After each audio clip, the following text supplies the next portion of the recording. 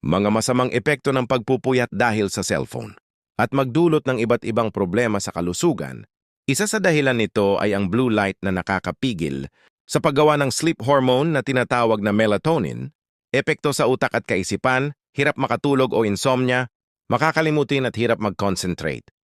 Pagtaas ng anxiety at stress, mas mataas ang posibilidad ng depresyon, epekto sa mata, panlalabo ng paningin, dry eyes at eye strain, madalas na sakit ng ulo at hilo, maaring humantong sa computer vision syndrome, epekto sa puso at katawan, pagtaas ng high blood pressure,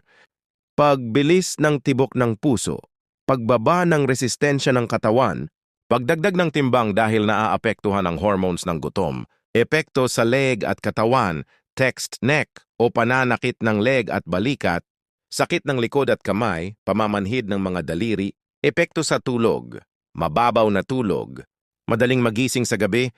pagod kahit sapat ang oras ng tulog, paano maiiwasan, iwasan ng cellphone 1 o 2 oras bago matulog, gumamit ng night mode o blue light filter, ay magbasa ng libro o magdasal bago matulog, ay magtakda ng regular na oras ng pagtulog, ilayo ang cellphone sa kama.